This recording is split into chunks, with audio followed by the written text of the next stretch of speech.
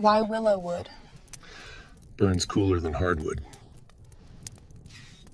You want to know what broke me? It wasn't the bullet that grazed my skull in '58, wasn't the Apache arrow that nearly took my leg in '54. It wasn't even watching my father's forge burn to the ground when I was 17 years old. What broke me was a promise. I gave my word to a man, looked him straight in the eyes, and told him his people would be safe. Told him they could travel in peace. Told him I was a man of honor. 3 days later, I watched him die holding a white flag, walking toward me like I was salvation instead of the Judas who'd led wolves to his flock. That was 5 years ago. I've been dead ever since, just a body that forgot how to stop breathing. My name is Elijah Cutter. I was a captain in the United States Army, master gunsmith, and the man who designed the defense systems for 12 frontier forts. I knew every weakness, every supply line, every military secret worth knowing. Now I shoe horses in a dusty border town, and I pray every night that nobody recognizes the ghost I've become. But here's the thing about running from your past. Eventually, your past gets tired of chasing and decides to sit down right in front of you. Mine showed up on a Tuesday evening in 1867 wearing army blue and dragging 3 Comanche prisoners behind his horse. I heard them before I saw them, the clinking of chains, the tired shuffle of feet on packed dirt, and underneath it, all the cruel laughter of men who'd forgotten what mercy meant. 5 cavalry soldiers rode into town like they owned every soul in it. Maybe they did. Out here, Army Blue was judge, jury, and executioner, all wrapped in brass buttons. I kept my head down, focused on the mare's hoof I was filing. Just another old farrier with a bent back and calloused hands. Nothing to see. Nobody worth remembering. But my eyes wouldn't obey. The prisoners walked behind the last horse, connected by a single chain that ran through iron cuffs on their wrists. 2 women and a child. The women kept their faces blank, that terrible emptiness that comes from knowing what's waiting for you and refusing to give your captors the satisfaction of fear. The child was different. A boy maybe 10 years old with a gash above his eyebrow that had crusted over with dried blood. He didn't look scared either, but his emptiness was something else. It was defiance, frozen solid, a hatred so pure it had burned away everything softer underneath. He caught me staring. Our eyes met for maybe 2 seconds. In those 2 seconds, I saw exactly what he thought of me. Another white man, another enemy, another coward who would watch and do nothing while his people suffered. He was right about that last part. I had been that coward for 5 years. The soldiers dismounted outside the saloon, tying their horses to the rail with the casual ease of men who expected the world to wait for them. One of them, Sergeant's stripes tobacco-stained beard, jerked the chain hard enough to make the smaller woman stumble. "Move it, squaw. Ain't got all night." They dragged the prisoners toward the back of the general store where Miller kept a root cellar with a heavy door and an iron lock. I'd seen it used as a holding cell before. Knew what happened to prisoners who spent the night there. I also noticed the insignia on their uniforms. 7th Cavalry, Colonel Webb's unit. My hammer stopped mid-swing. Colonel Marcus Webb, the man who'd burned my father's forge, the man who'd held my family's secret hostage for a decade, the man who turned my promise into a massacre and walked away smelling like roses while I drowned in blood, the man I'd been running from for 5 years. He's not here, I told myself. Just his men, just soldiers following orders, none of your business. I went back to filing the mare's hoof. The scrape of metal on keratin was loud in the sudden silence of the street. Everyone had gone inside, doors closing, shutters latching. Nobody wanted to see what would happen next. Neither did I. That night I lay on my cot in the back of the livery stable, staring at the ceiling and trying not to think. I failed. The sergeant's voice carried through the thin walls of the town. "Colonel wants 'em alive for questioning, but he didn't say nothing about what condition they gotta be in." Laughter. More voices, the sound of a bottle breaking. I pressed my palms against my eyes until I saw stars. Not your fight, not your problem. You're dead, remember. Dead men don't interfere. But I could still hear my father's voice from 35 years ago, standing in front of his forge with soot on his face and pride in his eyes. Any fool can pull a trigger, Eli. But crafting the gun, that's where the real power lies. The man who makes the weapon decides who lives and who dies. Remember that. It's not just iron and fire. It's responsibility. I'd spent my whole life trying to live up to those words. I'd failed. I'd let Webb turn my knowledge into a tool for slaughter.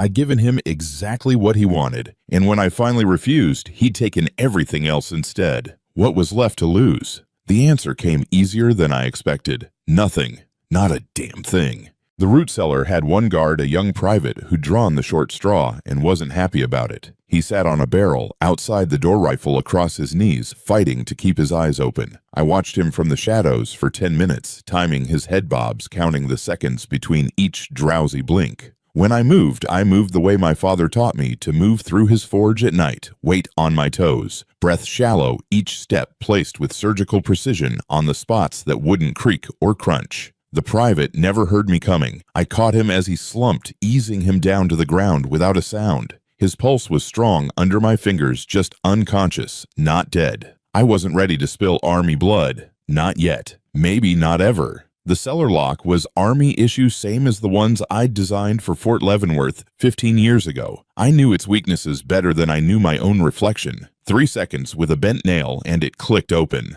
The smell hit me first, sweat and fear, and old potatoes rotting in the corner. Then my eyes adjusted to the darkness, and I saw them huddled against the far wall, chains pulled around their feet like iron snakes. The women looked up at me with flat, assessing eyes. The boy bared his teeth. "I'm getting you out," I whispered in English, then repeated it in the handful of Comanche words I'd picked up during my years on the frontier. My accent was terrible, but the meaning came through. The older woman, 30 maybe, with a scar across her chin, said something sharp and fast that I couldn't follow. "No time," I said. "Soldiers, danger, we go, now." I worked on their chains while they watched me, ready to bolt or fight, depending on which way this went. The locks were simpler than the door, 5 seconds each. When the last cuff fell away, the boy rubbed his wrists and stared at me with those burning eyes. "Why?" he asked in accented English. I didn't have an answer he'd believe. Hell, I didn't have an answer I believed. "Because I'm tired of watching," I said finally.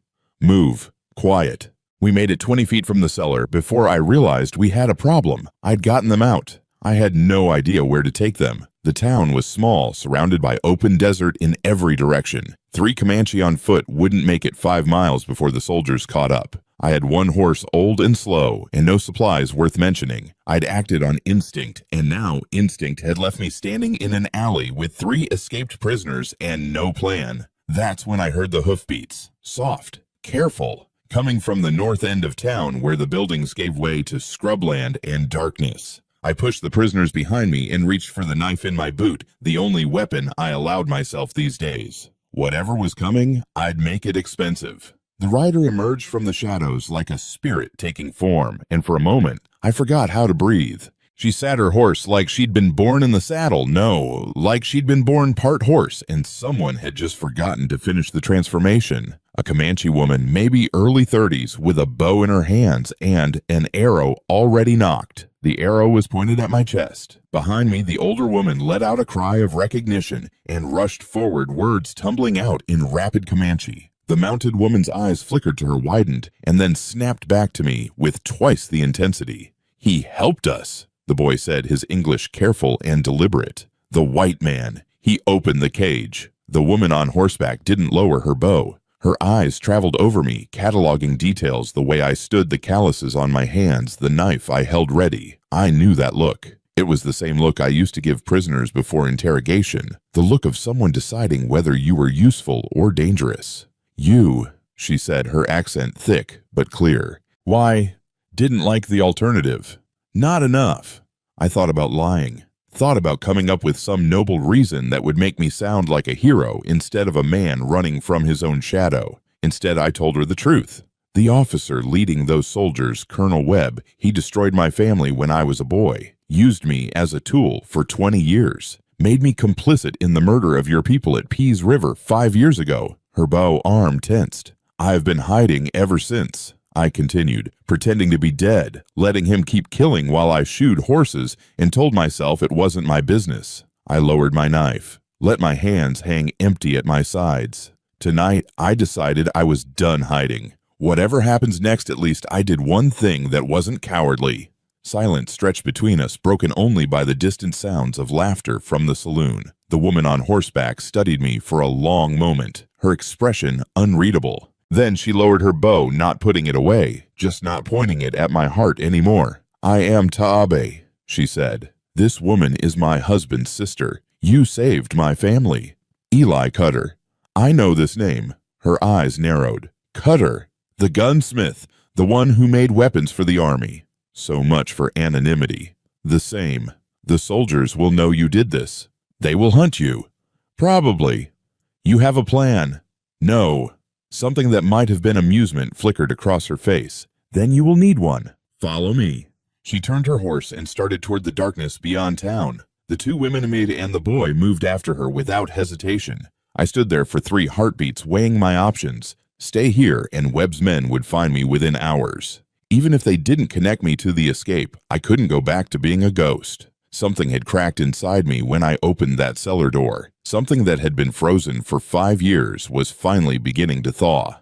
For better or worse, I was alive again. I followed the Comanche woman into the night. Taabe led us for 3 hours through terrain that would have killed a less skilled rider. She seemed to know every rock, every dry wash, every patch of brush thick enough to hide our trail. I watched her move, and despite everything, I found myself impressed. I'd spent 15 years on the frontier. I'd seen the finest horsemen the army could produce, watched Comanche warriors in battle, studied their techniques from the safety of fort walls. I thought I understood what made them dangerous. I understood nothing. Taabe didn't ride her horse. She flowed with it, a single creature with 2 minds and 1 purpose. When the terrain roughened, she controlled the animal with her knees alone, leaving both hands free. When we crossed a moonlit stretch where we might be seen, she shifted her weight forward, and the horse accelerated without any visible signal. At one point, she stopped at the top of a ridge, scanning the darkness behind us. I pulled up beside her, breathing hard. "You ride well," I said. "Best I've seen." "All Comanche ride well." There was no pride in her voice, just statement of fact. Our children sit horses before they walk. What you see is not special. It is simply what we are. "And the bow." She glanced at me, measuring. "You want to know if I can fight?" "I want to know what we're working with. If Webb comes." "When?" "When Webb comes." I amended. "I need to understand our strengths." Taabe was quiet for a moment. Then she raised her bow, drew, and fired in a single motion so fast I barely tracked it. 40 yards away, a jackrabbit that I hadn't even seen tumbled over dead. 20 arrows in 1 minute, she said, accurate to 60 yards while riding.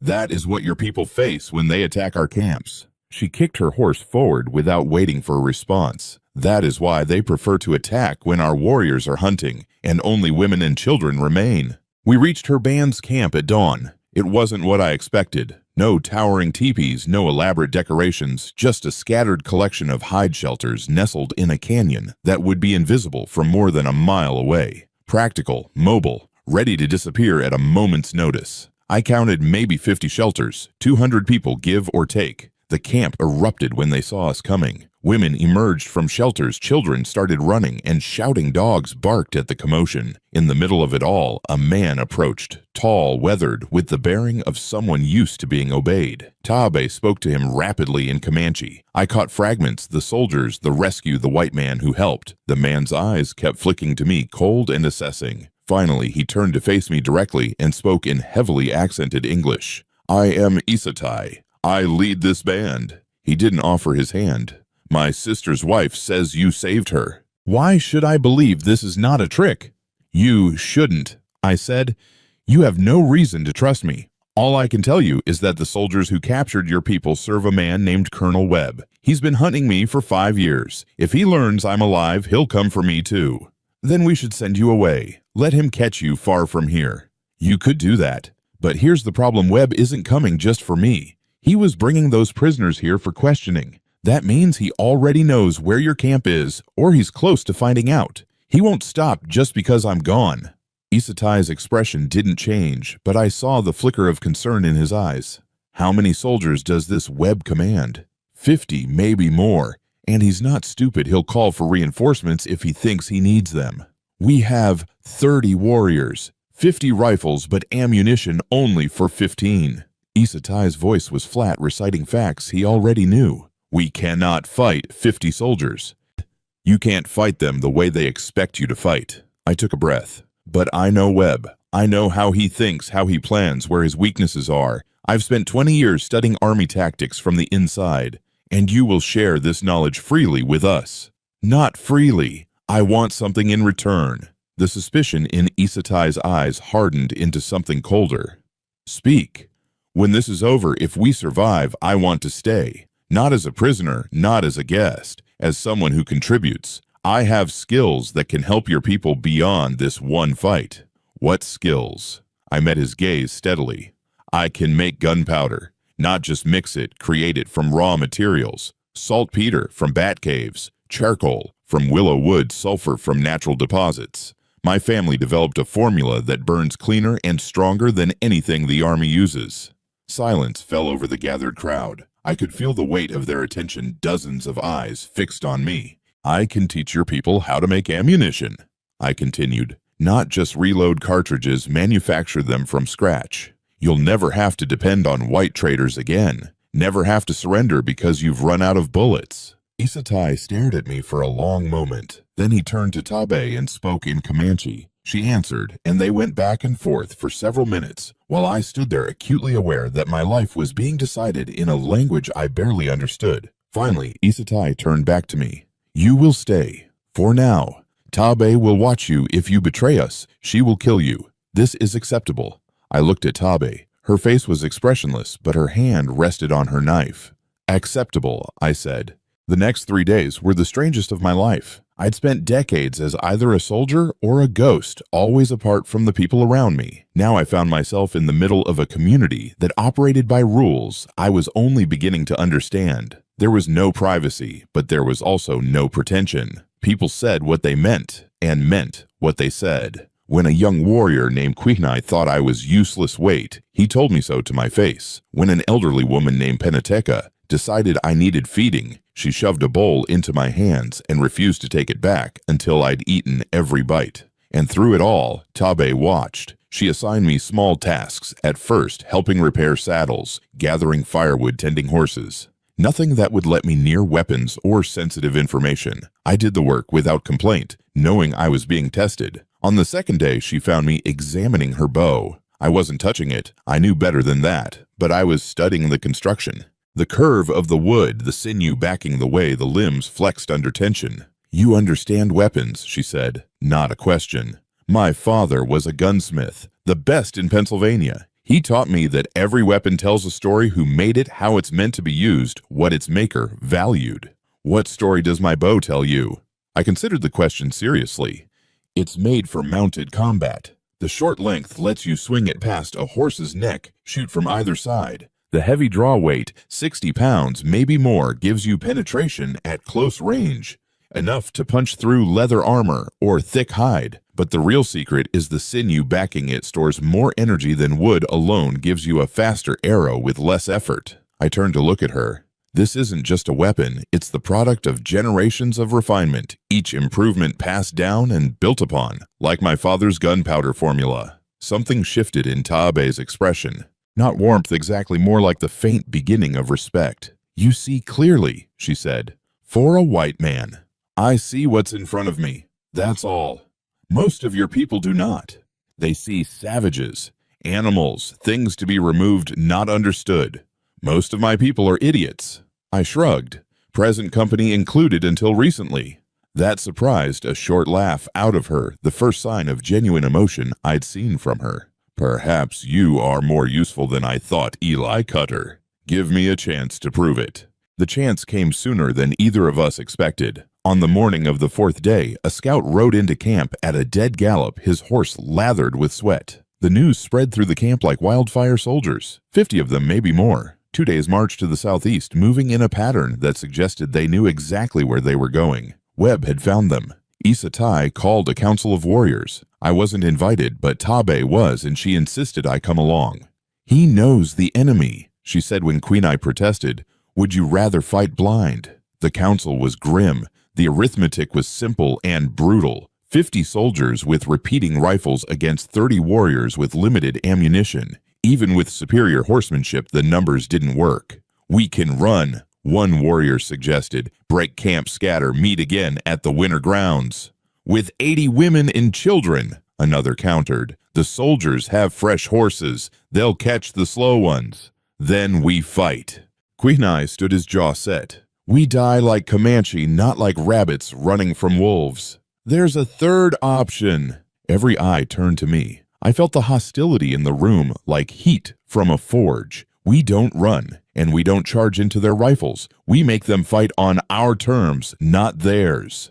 "And how do we do this?" Isatai's voice was carefully neutral. "Webb is arrogant. He's never lost a fight against native forces, and that's made him sloppy. He thinks he knows how Comanche fight the circling attacks, the hit-and-run raids. He'll be prepared for those tactics." I moved to the center of the gathering, drawing a rough map in the dirt. "So we don't use those tactics. Instead, we use his expectations against him." For the next hour, I laid out everything I knew about Webb, his habits, his formations, his preferred methods of engagement. I explained the weaknesses in Army supply lines, the communication gaps between units, the blind spots in standard cavalry formations. And then I told them about the gunpowder. "I need 3 days," I said. "Give me 3 days access to a bat cave and a few people to help gather materials. I can produce enough gunpowder to reload every cartridge you have with plenty left over." "We don't have 3 days," Tabe said. "We have 2 at most."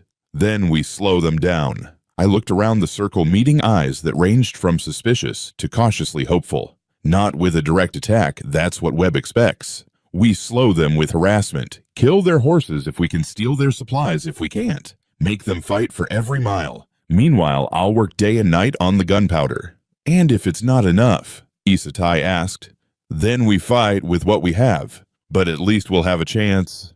The council debated for another hour. In the end, they agreed, not because they trusted me, but because they had no better options. Sometimes being the least terrible choice is enough. What followed was the most exhausting 72 hours of my life. Tabe led a team of riders to harass Webb's column, while I worked in a shallow cave 3 miles from camp. I had 2 helpers, an old man named Tosamiya, who seemed to understand what I was doing without needing explanations, and a teenage girl named Nada, who asked relentless questions about everything. "Why willow wood?" she asked as I built my charcoal pit. "Burns cooler than hardwood, leaves a purer carbon." "Why does pure carbon matter?" "Because impurities make the powder unstable. It might not ignite, or it might explode when you don't want it to." "Has that happened to you?" "Once. When I was 14. Burned the eyebrows right off my face." I smiled at the memory, one of the few that didn't hurt. "My father laughed for 10 minutes, then made me start over." Nada grinned. "I think I would like your father. He would have liked you. He had a weakness for people who asked too many questions. And the work was hard, but it was also peaceful. There's a rhythm to metallurgy, to chemistry, to the precise application of heat and pressure and time. I'd forgotten how much I loved it, forgotten how it felt to create something instead of destroy. When the gunpowder was ready, I tested it on a single cartridge. The crack of the rifle echoed through the canyon cleaner and sharper than any Army-issue ammunition. The bullet punched through a wooden target I'd set up 50 yards away, leaving a hole nearly twice the size I expected. Tosamiya nodded slowly, impressed despite himself. "Good powder," he said. "My father's formula." I started loading the next cartridge. "Now let's make enough to matter." Webb's column arrived 2 days later, but they weren't the fresh, confident force that had left the fort. Tabe's harassment had worked better than I'd hoped. The soldiers had lost 18 horses, 2 supply wagons, and what remained of their patience. They'd also lost 4 men picked off by arrows from riders they never saw, clearly attacking at dawn and dusk when visibility was worst. Webb was furious. I knew because I could hear him screaming from the ridge where I lay hidden beside Tabe, watching through a battered spyglass. "He's splitting his forces," I murmured. "What does that mean?" "He's sending 30 men around the north ridge to flank us. Probably plans to catch us in a crossfire when we attack his main group." Tabe smiled, a cold expression that didn't reach her eyes. "Then we give him what he expects." The battle, if you could call it that, lasted less than an hour. We let Webb see our warriors massing at the canyon entrance, just enough to make him commit. He sent his flanking force around the ridge, exactly as I'd predicted, then prepared to advance with his remaining 20 men. What he didn't know was that Tabe had sent 15 riders into positions along the flanking route during the night. They hit the flanking force from 3 directions at once, using the circling tactics Webb had prepared for, but against an enemy already exhausted, demoralized, and separated from support. Meanwhile, the main group walked straight into an ambush of a different kind. I'd spent the previous night with 2 volunteers seeding the canyon approach, with surprises hidden pits tripwires attached to falling rocks, and 3 precious charges of my powder buried at choke points. The first explosion killed no one, but it destroyed Webb's forward momentum. His soldiers dove for cover, firing at enemies they couldn't see while arrows came at them from above. I was on that ridge with a rifle I'd loaded myself and a view of the entire battlefield. I'd told myself I wasn't ready to kill army soldiers, that I still had some loyalty left to the uniform I'd once worn. But when I saw Webb, unmistakable even at distance, sitting his horse behind the lines like he always did, letting other men die for his ambitions, something cold settled into my chest. I thought about my father's forge burning. I thought about Pete and O'Connor walking toward me with a white flag. I thought about 5 years of hiding while this man kept destroying lives. I lined up the shot. 400 yards, wind from the southeast, maybe 5 miles per hour, slight downhill angle, my father's powder, my father's training, my aim. Webb never saw it coming.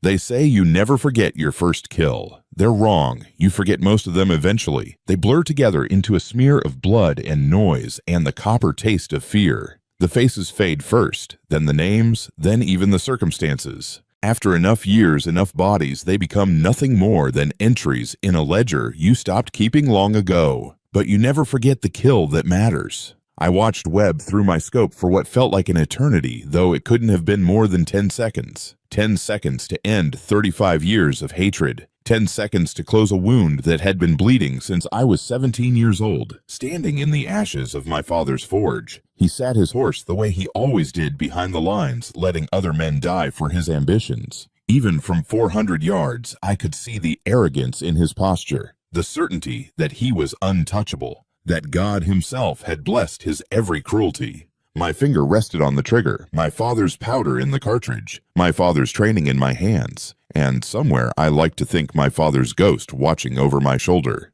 Any fool can pull a trigger, he used to say, but knowing when to pull it, that's wisdom.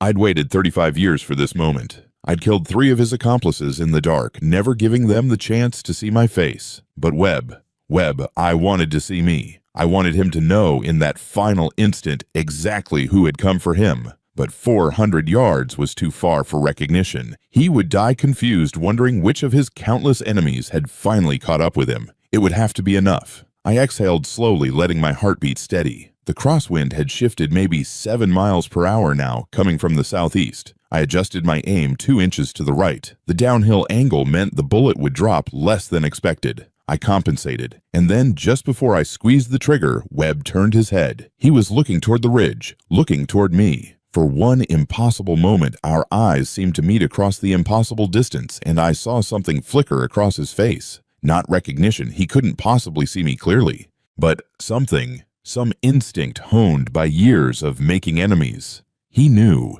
In that final second, Marcus Webb knew that death had found him. I pulled the trigger. The rifle kicked against my shoulder, harder than army issue thanks to the extra powder. The sound cracked across the canyon like thunder echoing off the walls until it seemed to come from everywhere at once. Webb fell from his horse like a puppet with cut strings. There was no dramatic moment, no final words, no clutching at the wound or reaching toward the sky. One instant he was alive, and the next he was a corpse, tumbling through the air, hitting the ground in a cloud of dust that seemed almost gentle compared to the violence that had put him there. The battle ended 3 minutes later. His men surrendered those who could still stand. The rest lay scattered across the canyon floor, wounded or dead, or simply too broken to fight anymore. Comanche women moved among them with practiced efficiency, tending injuries with the same hands that had made the arrows causing them. They'd learned long ago that even enemies could be useful. A healed prisoner could be ransom traded or put to work.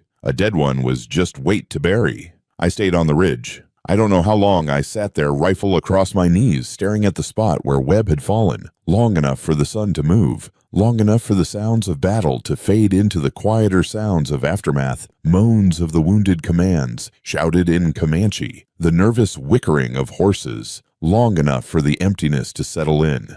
I'd expected Something. Satisfaction, maybe. The righteous glow of justice finally served, or relief, the bone-deep exhaustion of a burden finally set down. Anything would have been better than this hollow ache, this terrible silence where 35 years of hatred had lived. Webb was dead. My enemy was gone. And I felt nothing at all. That's when Taabe found me. She climbed the ridge with the same effortless grace she brought to everything, barely breathing hard despite the steep terrain. Her bow was slung across her back, and there was blood on her hands. Enemy blood, I assume, though. With Taabe, you could never be certain. She sat down beside me without asking permission, close enough that our shoulders almost touched, close enough that I could smell the sweat and smoke and sage that clung to her skin. For a while, neither of us spoke. We just sat there watching the aftermath unfold below us. "It's done," she said finally. "Yes." "You feel nothing." I considered the question, turned it over in my mind like a stone I'd found in a riverbed, examining its weight and texture. "I thought I would feel something," I admitted. "Satisfaction, justice, relief." I lowered the rifle, setting it on the ground beside me, like a tool I no longer needed. "I just feel tired." "That is because revenge is empty." I looked at her. She was staring out at the canyon, her profile sharp against the fading sky. "It fills nothing," she continued. "It fixes nothing. It only ends things that should have ended long ago. The wound does not heal because you have killed the one who made it. The scar remains. The memory remains. All that changes is that you stop adding new blood to old. You sound like you've thought about this before." "I have buried a husband, a father, 2 brothers." Her voice was flat, reciting facts. "I have killed the men who took them from me. And I have learned that their deaths gave me nothing but more deaths to carry." "Then what's the point?" She turned to look at me, and for the first time I saw something soft beneath the warrior's mask. Not weakness. Taabe didn't have weakness, but something human, something that understood. "The point is that it is finished. The chapter ends. The book does not close. It never closes while you still breathe, but you can turn the page." She paused. "Now you can decide what to do with whatever time you have left. That is the gift revenge gives you. Not satisfaction, just possibility." I thought about that. Thought about all the years I'd spent running, hiding, nursing my hatred like a flame I was afraid to let die. What was left of me without it? "What do you do?" I asked. "When you've spent your whole life becoming something, and then suddenly that thing is gone, when the purpose that defined you just disappears." Taabe was quiet for a long moment. When she spoke, her voice was gentler than I'd ever heard it. "You become something else. That is what living is constantly becoming. The child becomes the warrior becomes the elder becomes the ancestor. We are not meant to stay the same. Only the dead are unchanging." She stood brushing dust from her leggings with brisk, practical movements. "You are not dead, Eli Cutter, though you have pretended to be for 5 years. The question is whether you are ready to stop pretending." I looked up at her, this woman who had every reason to hate me and had chosen to give me a chance instead. "And if I stay here with your band," Taabe's expression shifted, not quite a smile, but something close, something that acknowledged the weight of what I was asking. "Then you become Comanche, or you try." She didn't soften the truth. "It will not be easy. Many will never trust you. Others will test you until you break or prove yourself. You will fail at things that children master easily. You will be humiliated, frustrated, alone in ways you cannot imagine." Sounds appealing. "It is not meant to appeal. It is meant to be honest." She looked down at me, her dark eyes reflecting the dying light. "But I will tell you this, we do not waste people. If you have value, we will find it. If you have strength, we will use it. And if you have loyalty—" She paused. "Loyalty is the rarest thing, more precious than horses or guns or gunpowder. If you have that, you will never be alone again." "And you?" The question came out before I could stop it. "What do you think of me?" Taabe studied me for a long moment. I felt like I was being weighed on some scale I couldn't see, measured against standards I didn't understand. "I think you have already proven yourself," she said finally. "You could have stayed hidden. You could have let Webb's men do what they wanted with our people and ridden away in the morning. Instead, you risked everything for strangers who would have killed you without hesitation. Maybe I'm just stupid. Maybe." A ghost of a smile crossed her face. "But I do not think so. I think you are a man who lost his way and is trying to find it again. That is not stupidity. That is courage." She offered me her hand, a gesture I hadn't seen her make with anyone. Not a handshake, not a pull-up. Just an open palm extended in the space between us like a bridge waiting to be crossed. "Come," she said.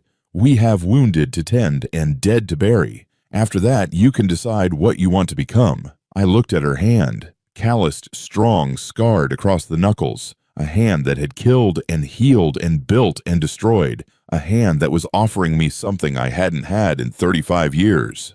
A future. I took it and let her pull me to my feet. 3 months later, I sat in a hide shelter at the edge of camp, demonstrating the gunpowder process to 5 students. Tosamia and Nada were there, along with 3 others who'd proven they had the patience and precision the work required. I taught them everything, not just the formula, but the reasoning behind it. Why each step mattered. How to adapt when conditions weren't perfect. The knowledge isn't worth anything if it dies with me, I told them. Your children need to know this. And their children after that. You will not live forever, Nada asked, mock innocent. Barely made it this far. I figure I'm on borrowed time. She laughed, and for a moment I felt something I hadn't felt in years, the warmth of belonging. Later that evening, Tabe came to find me. "Issa Tai wants to speak with you," she said, "about your place in the band." Good or bad? Neither, just necessary. We walked together through the camp, passing cooking fires and playing children and warriors mending weapons. A few people nodded at me as we passed, not warmly but not with hostility either. Acknowledgement, acceptance of a fact they'd decided to live with. Issa Tai waited outside his shelter, smoking a pipe and watching the sunset paint the canyon walls in shades of red and gold. "Sit," he said. I sat. "You have been with us 3 moons now. You have kept your word, taught us the gunpowder, helped with the horses, fought beside us when needed." He took a long pull from his pipe. "Some of the elders think you should be adopted into a family, given a place, a name. What do you think?" "I think you are still a white man. That will never change." He looked at me sideways. "But I also think that what a man is matters less than what a man does. You have done well. I'm just trying to pay a debt. The debt was paid months ago. What you do now is something else." He stood stretched and started back toward his shelter. "Think about what you want Eli Cutter, then come tell me. We will decide together what you can become." I sat there until the stars came out, thinking about debts and deaths and the strange paths that lead us to places we never expected. Tabe found me there, still thinking. "You have decided?" she asked. "My father used to say that the man who makes the weapon decides who lives and who dies. I spent most of my life letting other people make that decision for me. The Army Web, whoever was paying the bills." I looked up at her. "I want to make my own choice now. I want to stay. Not to pay a debt, not to hide from my past. Because this is where I can do the most good." Taabe nodded slowly. "That is a good reason. Is it enough?" She sat down beside me closer than she ever had before. "We will find out together. Some men find home in a place. 4 walls, a roof, land they can point to and say, 'This is mine.' I found home in a purpose. The Comanche word for gunpowder translates roughly to thunder medicine. Over the years that followed, I became known as the man who made thunder, not a warrior, not a leader, just a craftsman doing work that mattered. My father would have understood. The knowledge I carried, his knowledge refined over generations, didn't die with me. It spread through the bands, taught and retaught, until it belonged to everyone and no one. The Army never could figure out where all those perfectly made cartridges were coming from, why the ammunition they captured never quite matched their own. I never told them. Some secrets are worth keeping. Taabe and I never married. That wasn't our way. But we rode together, fought together, and built something that neither of us could have built alone. When she died 30 years later, I buried her on a ridge overlooking the canyon where we'd first made our stand against Webb. I visit that ridge sometimes when my joints allow. I tell her about the grandchildren I've helped raise, about the young Smiths who've surpassed my skills, about the changes coming that neither of us could have imagined. I don't know how many years I have left. 87 is a long time to drag around a body that was never meant to last this long. But when I go, I'll go knowing one thing for certain. The forge my father built, the knowledge he gave me, the responsibility he placed on my shoulders, none of it was wasted. Some things are worth more than a lifetime. Some things deserve to be passed on. The end.